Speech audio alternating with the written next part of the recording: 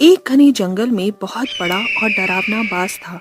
उस जंगल के सभी पशु पक्षी उस बाज से डरा करते थे।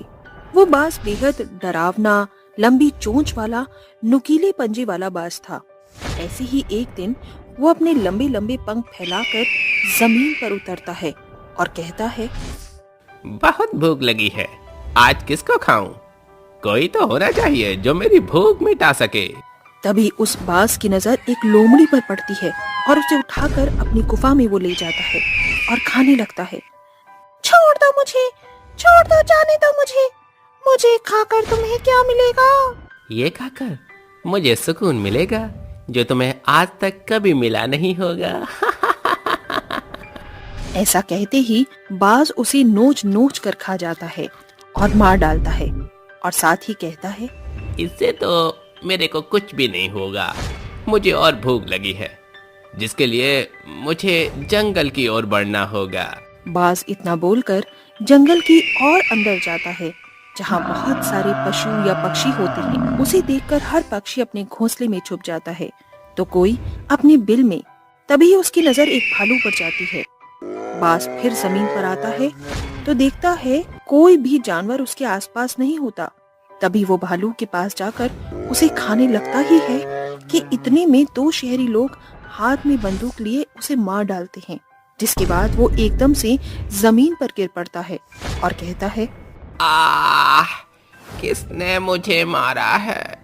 कौन जिसने मुझ पर छुपकर गोली चलाई? बाज को देखकर सभी छोटे से छोटे पशु पक्षी अपने बिल से बाहर आ जाते हैं और हैरानी में रह जाते हैं। वहीं वो शहरी लोग हंसी के ठहाके मारते हुए कहते हैं, अरे नकुल, वाह भाई वाह, मुझे तो विश्वास ही नहीं हो रहा, मैंने इतने बड़े विशाल बाज को मार डाला, वो भी सिर्फ एक गोली से। अरे नहीं, एक गोली से नहीं, दो गोली से मरा है वो। आहा, आज तो शिकार करके मजा ही आ गया। ओ, इस शहरी आदमियों ने आकर बाज भैया को मार डाला, अब क्या होगा? हाँ, अब बाहर के दूसरे जानवरों से हमारी कौन रक्षा करेगा? भले ही बाज भैया ऐसे थे, पर अच्छे थे। एक तरफ जंगल के सभी पशु पक्षी डरने लग गए, वहीं दूसरी तरफ वो शहरी आदमी आसमान में बंदूक चलाते हैं, जिसकी तेज आवाज सुनकर सभी पशु पक्षी डर कर दूसरी दिशा में भागने लगते हैं। बाज तड़प तड़प कर मर जाता है। रात के समय उस बाज की आत्मा उसके शरीर में से निकलती है, जिसके बाद वो बेहद खतरनाक और डरावना दिख रहा था और गुस्से में वो कहता है, जिन लोगों ने मुझे बेमौत मारा है उनको मैं जिंदा नहीं छोड़ूंगा, उन्हें भी मेरी तरह मरना होगा। आ रहा है ये भूतिया विशाल बाज, आ रहा है जिससे कोई भी नहीं बच पाएगा। ऐसा कहते ही वो बाज शहर की ओर बढ़ जाता है और उन लोगों को ढूंढने लगता है, क्योंकि मरते वक्त बाज की आंखों में उन शहरी लोगों की छवि रह गई थी। उन लोगों को ढूंढते हुए बाज को एक महीना बीत जाता है, लेकिन वो लोग कहीं नहीं मिलते। तभी उड़ते हुए वो नदी किनारे जाता है और कहता है, अब मैं और सब्र नहीं रख सकता, उन दोनों को मार डालूंगा, बस एक बार मिल जाए, किसी को नहीं बख्शूंगा। बाज इतना कहता ही है कि उसे उन दोनों कातिल में से एक शहरी लड़का दिख जाता है और वो कहता है, ये तो वही दोनों हैं जिन्होंने मुझे मारा था, अब मैं इन्हें नहीं छोड़ूंगा, जल्दी से इनका पीछा करना होगा। वो विशाल बाज तेज रफ्तार से शहरी लड़के नकुल की ओर बढ़ता है। उसके करीब पहुंचते ही वो उसे अपने पंजों से हवा में उड़ा लेता है और एक सुनसान जगह लाकर उसे ऊंचाइयों से फेंक देता है और उसके पास जाकर कहता है, आज तू जिंदा नहीं बचेगा, बहुत दिनों से तेरी तलाश में था, लेकिन अब तुझे ऐसी मौत दूंगा कि तूने कभी सपने में भी नहीं सोची होगी। नकुल उस भूतिया विशाल बाज को बोलता हुआ देखकर कहता है, तुम कैसे बोल सकते हो? तुम तो एक बाज हो ना, और पक्षी तो बोल ही नहीं सकते। ठीक कहा तुमने, लेकिन मैं अलग प्रजाति का पक्षी हूँ। मैं भूतिया विशाल बाज हूँ जिसे तूने बेरहमी के साथ बंदूक की गोली से मार डाला, और साथ में तेरा वो दोस्त भी। प्लीज प्लीज प्लीज मुझे छोड़ दो, मुझसे गलती हो गई, प्लीज मुझे जाने दो, अब मैं ऐसा कभी नहीं करूँगा। तेरे ऐसे कहने से क्या होगा, मेरी तो जान चली गई ना, और अब मैं पहले से भी ज्यादा खूंखार और ताकतवर हो गया हूँ, जिसके बाद तेरा बचना नामुमकिन है। बाज इतना कहते ही उसे अपने पंजों से बहुत निशान मारता है, फिर उसे अपने बड़े बड़े पंखों से इधर उधर फेंक देता है। ज्यादा जख्मी होने के बाद वो कहता है, बता, तेरा वो दोस्त कहाँ है? जल्दी बता मुझे। अगर तूने मुझे बता दिया तो उसके बाद मैं तुझे छोड़ दूंगा। ठीक है, वो बताता हूँ। वो मेरा दोस्त भीमनगर में रहता है। उसकी ये बात सुनकर बाज गुस्से से एक चोंच मारते हुए उससे कहता है, ये पता मत बता मुझे, वो बता कि वो जगह यहाँ से कितनी दूर है और उसके आसपास क्या बना है। बताता हूँ, सब बताता हूँ। वो एक बबूल के पेड़ के पास सफेद घर है और उसे मदन नाम से बुलाते हैं। बस मेरी जानकारी के लिए इतना काफी है, अब तुझे जाना होगा। ऐसा कहकर बाज उसे अपनी नुकीली चोट से मार डालता है, जिसके बाद बाज अपने दूसरे हत्यारे को ढूंढने निकलता है। इस तरह वो मदन के पास भी पहुंचकर उसके घर से बाहर आने का इंतजार करता है।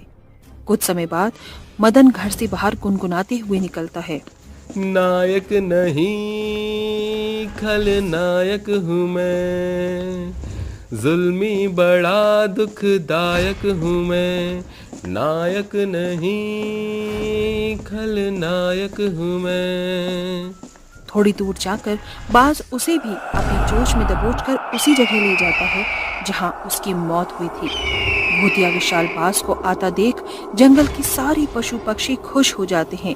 तभी भूतिया बाज उसे फेंक कर कहता है, आखिर तू भी मेरे हत्थे चढ़ी गया, अब तेरा बचना नामुमकिन है। तेरी मौत तेरे दोस्त से भी ज्यादा भयानक होगी। खुद अपनी मौत का तमाशा देख। कौन हो तुम और मुझे क्यों मारना चाहते हो? आखिर मैंने तुम्हारा क्या बिगाड़ा है? मैं तो तुम्हें जानता तक नहीं हूँ। अपने काले कारनामे आखिर किस इंसान को याद रहते हैं? तुम इंसानों से इसीलिए तो नफरत होती है। याद कर वो दिन जब तूने जंगल में आकर अपने दोस्त के साथ गोलियों से मुझे मार डाला था। तुम वही विशाल बाज हो जिसे मैंने मारा था। मुझे माफ कर दो, मैंने बहुत बड़ी गलती की। मुझे छोड़ दो, मैं मरना नहीं चाहता।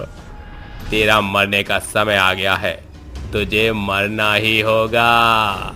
बाज अपनी आवाज में जंगल के सभी पशु पक्षियों को बुलाता है और उन्हें उस आदमी को मारने के लिए निमंत्रण देता है। चलो चलो मारो इसे, इसने हमारे विशाल बाज को मारा है। आओ सब मिलकर मार डालो, इतना कि कभी किसी बेजुबान जान पर पीठ पीछे ये लोग वार न करें। इस तरह भूतिया बाज उसे अपनी चोंच और पंजों से जख्मी बना देता है। साथ ही जंगल के सभी पशु पक्षी उसे मारकर खाने लगते हैं। कोई पंजे मारता तो कभी हाथी उसके ऊपर चढ़ के शरीर से सारा खून निकाल देता। इस तरह भूतिया बाज अपना बदला ले लेता है, लेकिन ज्यादा ताकतवर और खूंखार होने के बाद वो उसी शहर में अपना आतंक मचाकर लोगों को मारने लगता है। ऐसा करते हुए वो कईयों की जान ले लेता है। तभी एक बहुत बड़ा पंडित शहर को विशाल भूतिया बाज से बचाने के लिए एक यज्ञ कर उसे मैदान में बुलाता है और धोखे से 2 पंडित उस बाज को बड़ी बड़ी रस्सियों के सहारे से बांधकर खींचते हैं, जिससे वो उड़ ना पाए। तुम जानते हो ना मैं कितना शक्तिशाली विशाल भूतिया बाज हूँ। होगा तू शक्तिशाली भूतिया बाज, लेकिन मेरे लिए तू सिर्फ एक साधारण पक्षी है और तुझे अब अपनी दुनिया में लौटना होगा। ऐसा कहकर पंडित उसे मंत्रों के उच्चारण से मुक्त कर देता है, जिसके बाद वो हमेशा के लिए इस दुनिया से चला जाता है। रात के समय गांव के सभी लोग अपने घरों में सो रहे थे। तभी एक अजीब सी भिन्न भिन्न की आवाज पूरे गांव में गूंजने लगती है, जिसकी वजह से गांव वालों को नींद नहीं आती। तभी एक बहुत ही भयानक भेड़िया एक मच्छर के ऊपर उड़ते हुए गांव में पहुंच जाता है। कहाँ गए गांव वालों? जल्दी से बाहर निकलो, तुम लोगों को खाकर मैं अपना पेट भरूंगा।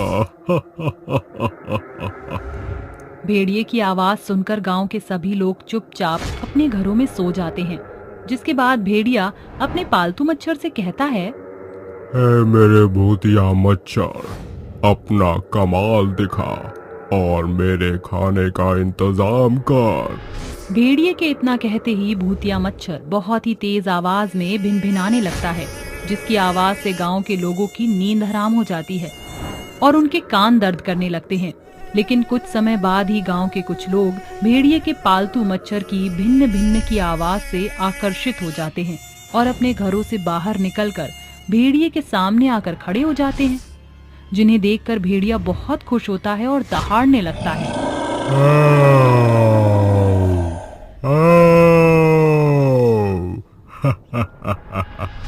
शाबाश मेरे मच्छर, आज तूने तो कमाल ही कर दिया। तेरी ही वजह से मैं पेट भर के खाना खा पाऊंगा। इंसानों को देखते ही भेड़िया उनके ऊपर झपट्टा मार देता है और उनको चीर फाड़ कर खाने लगता है और कुछ बचा हुआ अपने भूतिया पालतू मच्छर के सामने फेंक देता है, जिसके बाद मच्छर भी इंसानों को खा जाता है और कुछ ही देर में भेड़िया अपने पालतू मच्छर के साथ वहां से गायब हो जाता है और जंगल के बीचों बीच एक हवेली में जाकर आराम से सो जाता है। अगले दिन सुबह गांव में चारों तरफ लोगों की हड्डियां पड़ी होती हैं और जो लोग जिंदा होते हैं वो उन सब को देखकर आपस में बातें करने लगते हैं। अरे भाई, ये सब क्या हो रहा है? देखो तो जरा, पूरे गांव में लाशों का ढेर लगा हुआ है। मुझे तो कुछ समझ ही नहीं आ रहा। अरे हमारी जिंदगी में तो भौकाल आ गया है। अपना बोरिया बिस्तर उठाओ और यहाँ से चलते बनो, नहीं तो रात के समय वो जंगली भेड़िया आएगा और हम सबको खाकर चला जाएगा। अरे मनोज भाई, तुम क्या सोच रहे हो? तुम भी अपनी कोई राय दो ना।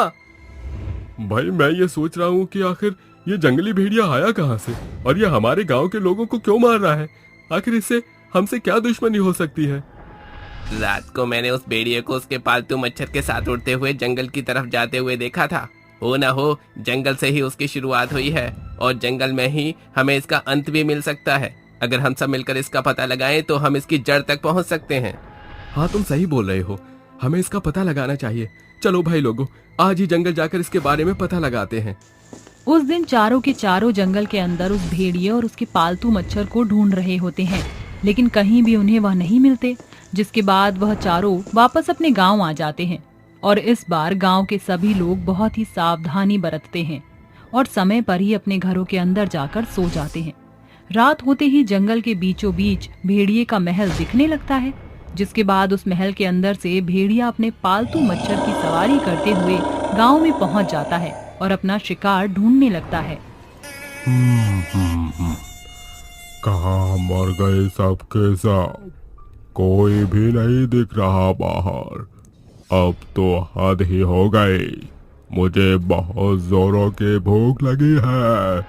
जल्दी से मेरे सामने इंसानों को खड़ा करो।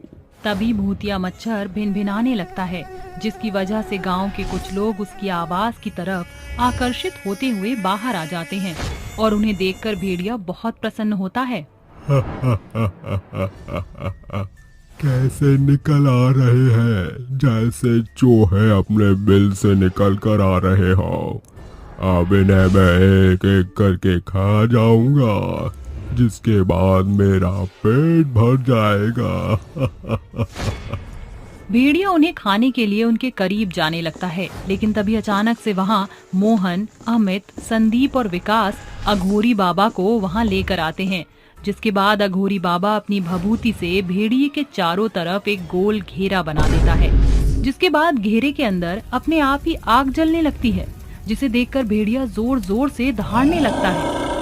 अबे अघोरी, ये तू क्या कर रहा है?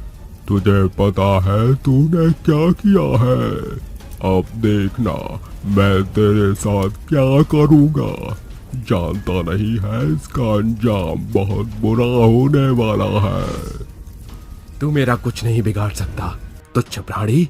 मैं तुझे नर्क के अंदर सड़ा दूंगा, जिसके बाद खतरनाक कीड़े तेरे पूरे शरीर को खा जाएंगे और तुझे बहुत ही दर्दनाक मौत मिलेगी। मुझे ललकार कर बहुत बुरा किया है अघोरी, अब देख मेरा कमाल।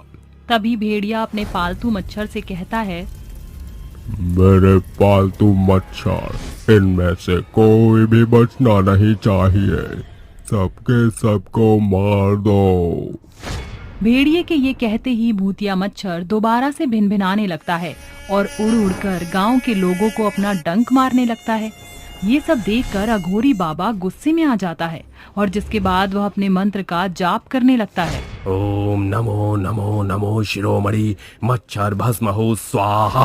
ओम नमो नमो शिरोमणि मच्छर भस्म हो स्वाहा। जैसे ही अघोरी बाबा मंत्र का जाप करते हैं, भूतिया मच्छर अपने आप ही जलने लगता है, जिसके बाद वह जलते जलते भस्म हो जाता है। ये सब देखकर भेड़िया गुस्से से अघोरी बाबा के ऊपर दहाड़ने लगता है और उनसे कहता है, अरे अघोरी के बच्चे, तूने ये क्या कर दिया? तूने मेरे पालतू मच्छर को ही मार दिया। हाँ, मैंने मार दिया। अब मुझे तू बता कि तू यहाँ क्या कर रहा है और इन गांव वालों को क्यों परेशान कर रहा है? कहाँ से आया है तू आखिर?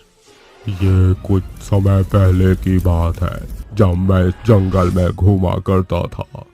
लेकिन उस काली रात में जंगल में घूमते घूमते जंगल के बीचों बीच पहुंच गया, जहां मैंने एक बहुत ही बड़ा महल देखा।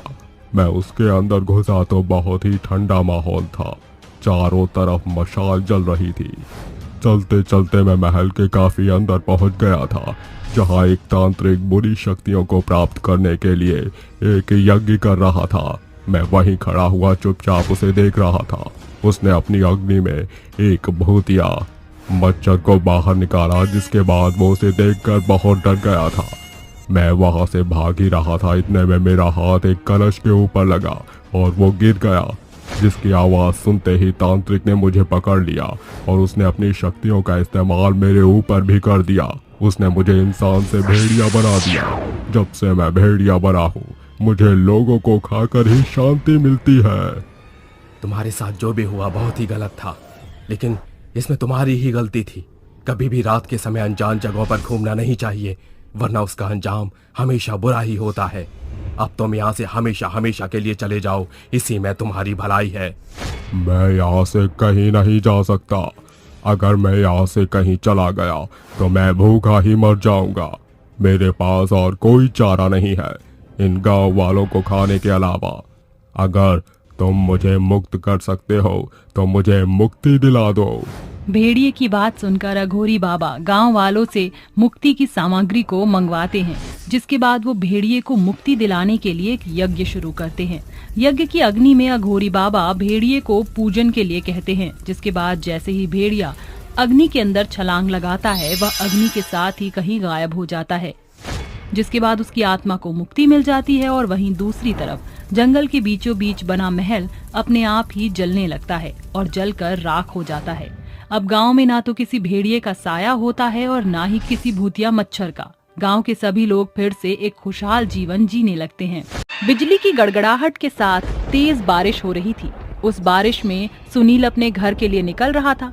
इस बार की दिवाली वह अपने घर में मनाना चाहता था। वह ट्रेन में बैठकर अपने घर वालों के साथ समय बिताने की सोच रहा था और सोचते सोचते उसकी आंख लग जाती है। और जब उसकी आंखें खुलती हैं तब वह खुद को एक स्टेशन पर पाता है। स्टेशन पर ना तो स्टेशन का नाम था और ना ही वहां पर कोई इंसान दिख रहा था। ये सब देखकर सुनील थोड़ा हैरान होता है और खुद से बोलता है, अरे ये कैसा स्टेशन है? यहाँ पर तो कोई भी नहीं है। सुनील अपने मन में ये बातें सोचते हुए बाहर की तरफ निकल जाता है, जहाँ वह देखता है कि तेज बारिश हो रही है और उसे किसी जानवर की आवाज आ रही है। वह गौर से उस आवाज को सुनने लगा और धीरे धीरे उस जानवर की आवाज साफ होती गई। वह किसी भेड़िए की आवाज थी। सुनील बहुत ही डर जाता है और हिम्मत करके आगे की तरफ निकलने लगता है कि तभी उसे एक बार फिर किसी की आवाज आती है, लेकिन इस बार उसके कानों तक किसी जानवर या किसी की आवाज नहीं, बल्कि ऐसी आवाज थी जैसे कि कोई किसी का कच्चा मांस चबा चबा कर खा रहा हो। सुनील पसीने से भीग गया था और वो आगे चलता कि तभी उसके सामने एक औरत जो कि उल्टी हो रखी थी, अचानक ही सुनील के सामने आ जाती है। उस औरत के चेहरे पर भयानक नाखून के निशान, आंखें काली और चेहरा पीला पड़ा हुआ था। ये देखकर सुनील के हाथ पैर बिल्कुल ठंडे पड़ गए थे। सुनील ये देखकर भागने ही वाला था कि तभी वह पिशाचनी अचानक ही सीधे होकर उसके सामने आ जाती है और उससे बोलती है, तू कहाँ भाग रहा है सुनील? तुम कौन हो और मेरे पीछे क्यों पड़ी हो? तुम गांव जा रहे हो ना? आओ मैं तुम्हें गांव की जन्नत दिखाऊंगी। इतना कहकर वो पिशाचनी एक झटके से सुनील की गर्दन पर चढ़ जाती है और उसकी गर्दन से खून चूसने लगती है और थोड़ी देर बाद वह रक्त पिशाचनी उसका खून पीने के बाद उसके शरीर को बड़े ही चाव से चबाने लगती है। ऐसे ही अब सुबह होने वाली थी और वह रक्त पिशाचनी सुबह की पहली किरण पड़ने से पहले ही वहां से गायब हो जाती है। और कुछ समय बाद जैसे ही सुबह होती है कि तभी वहां से गुजरने वाले लोग उस इंसान की भयानक मौत देखकर आपस में बात करते हुए बोलते हैं, इस रास्ते एक इंसान की और मौत हो गई। पता नहीं वो रक्त पिशाचनी और कितने लोगों को मारेगी। हाँ भैया, तुम बिल्कुल सही बोल रहे हो। पता नहीं आखिर इस रास्ते और कितने लोगों की मौत होगी। इस रास्ते पर और कितने लोग अपनी जान गंवाएंगे। वो लोग इतनी बातें करके वहां से चले जाते हैं और कुछ समय बाद एक बार फिर रात हो जाती है और जैसे ही रात होती है वैसे ही वह रक्त पिशाचनी हंसते हुए वहां आ जाती है और बोलती है, मैं जब तक यहाँ हूँ तब तक मैं किसी को भी जिंदा नहीं छोड़ूंगी। मैं सभी का खून पी लूंगी और अपनी शक्तियां बढ़ाऊंगी। इतना कहकर वो एक झटके से गायब हो जाती है और कुछ समय बाद वहां पर एक रोहित नाम का लड़का आता है। वो अपने घर की तरफ जाने लगता है कि तभी उसे सामने अचानक ही एक रक्त पिशाचनी आ जाती है। उस रक्त पिशाचनी को देखकर रोहित बहुत ही ज्यादा डर जाता है और डर के मारे अपनी जान बचाकर भागने लगता है। जैसे ही वह भागने की कोशिश करता है कि तभी वह रक्त पिशाचनी एक बार फिर हवा में उड़ते हुए रोहित के गर्दन की तरफ झपटती है कि तभी रोहित के सामने एक आदमी जिसके हाथ में जलती हुई मशाल थी वह आ जाता है। उस मशाल को देखकर रक्त पिशाचनी डर के भाग गई। वह पिशाचनी खून की प्यासी थी। जाते वक्त वह पिशाचनी रोहित से बोलती है, आज तो तू बच गया, लेकिन मैं फिर वापस आऊंगी और तब मैं तुझे नहीं छोड़ूंगी। इतना कहकर वह पिशाचनी वहां से चली जाती है। ये सब देखकर रोहित बहुत ही डरा हुआ होता है। तभी वह रोहित उस आदमी से पूछता है, ये कौन थे और तुम कौन हो? मैं निहाल हूँ। और तुम इतनी रात को इस भयानक रास्ते पर क्या कर रहे थे? क्या तुम्हें नहीं पता कि यहाँ पर रात के समय रक्त पिशाचनी आती है? मैं रास्ता भटक गया था, लेकिन फिर भी निडर होकर इस रास्ते से अपने घर की तलाश में गुजर रहा था कि तभी मुझे ये भयानक सी दिखने वाली औरत दिख गई। तुम मेरे घर चलो, ये रास्ता बिल्कुल सुरक्षित नहीं है। निहाल और रोहित दोनों ही घर की तरफ निकल गए और थोड़ी देर बाद रोहित निहाल के घर पहुंच जाता है, जहां निहाल उसको उस रक्त पिशाचनी के बारे में बताता है। हम सभी गांव वाले अपने गांव में बहुत ही आसान तरीके से जीवन बिता रहे थे, लेकिन कुछ समय बाद हमारे गांव में रक्त पिशाचनी आई। पहले तो ये सिर्फ कुछ लोगों को दिखा करती थी, लेकिन धीरे धीरे इसने लोगों को मारना शुरू कर दिया। पहले हम लोगों ने इस बात पर विश्वास नहीं किया कि यहाँ पर किसी रक्त पिशाचिनी का साया है, लेकिन जब हम लोगों ने खुद अपनी आंखों से देखा तब हमें इस रक्त पिशाचिनी पर विश्वास हुआ। धीरे धीरे आए दिन हमारे इस गांव के इस रोड पर किसी न किसी की लाश दिखती। तब से हम लोगों ने उस रास्ते से रात के समय आना जाना ही बंद कर दिया। हम लोगों ने इस रक्त पिशाचिनी से छुटकारा पाने के लिए हमने अपने इस गांव को कई तांत्रिक बाबाओं को दिखाया, लेकिन हम अपने मकसद में कामयाब नहीं हो पाए। और जितने भी तांत्रिक या बाबा उस रक्त पिशाचिनी से लड़ने के लिए आए, वो सभी उसके सामने हार गए और उस रक्त पिशाचिनी ने उन सबको मार दिया। निहाल की ये बात सुनकर रोहित के पैरों तले जमीन खिसक गई और वह डरते हुए निहाल से बोलता है, जब इस रक्त पिशाचिनी को कोई तांत्रिक या पंडित नहीं भगा सका तो हम क्या कर सकते हैं? इसका मतलब तो ये हुआ कि हमारी मौत निश्चय ही हमारे सामने है। निहाल और रोहित आपस में बात कर ही रहे थे कि तभी उनके घर की लाइट चली जाती है और ये देखकर निहाल और रोहित दोनों ही डर जाते हैं कि तभी उन्हें दो लाल आंखें चमकती हुई नजर आती हैं और थोड़ी देर बाद अचानक ही वह पिशाचनी उनके सामने आ जाती है और हंसते हुए बोलती है, रोहित, मैंने तुझे कहा था ना कि मैं वापस आऊंगी। देख, तेरी मौत तेरे सामने खड़ी है और निहाल, तू भी इसके साथ साथ मरेगा। तेरी इतनी हिम्मत कि तूने मुझसे मेरा शिकार दूर किया, अब तू भी नहीं बचेगा। तुम्हें मेरा नाम कैसे पता है? तू ये कैसे बोल रहा है कि मैं एक पिशाचनी हूँ? इस पिशाचनी से आज तक कोई नहीं जीत पाया है। इसको जिसने भी खत्म करने का सोचा है वह खुद खत्म हो चुका है। मैं इतनी ताकतवर हूँ कि मैं इस दुनिया को अपने काबू में कर सकती हूँ। तुम हम लोगों को छोड़ दो, क्यों हमारी जान के पीछे पड़ी हो? तुम एक रक्त पिशाचिनी के सामने गिड़गिड़ा रहे हो। मैं एक रक्त पिशाचिनी हूँ। मैंने आज तक किसी पर रहम नहीं दिखाया, तो तुम किस खेत की मूली हो? इतना कहकर पिशाचिनी रोहित के गर्दन पर काट लेती है और उसका खून पीने लगती है। ये सब देखकर निहाल भागने लगता है और उसको भागता हुआ देख पिशाचिनी दौड़ती हुई निहाल को भी मार देती है और बड़े आराम से उन दोनों का मांस चबा चबा कर खाती है और वहां से गायब हो जाती है। ऐसा माना जाता है कि आज भी उस सुनसान रोड पर उस रक्त पिशाचिनी का साया घूम रहा है।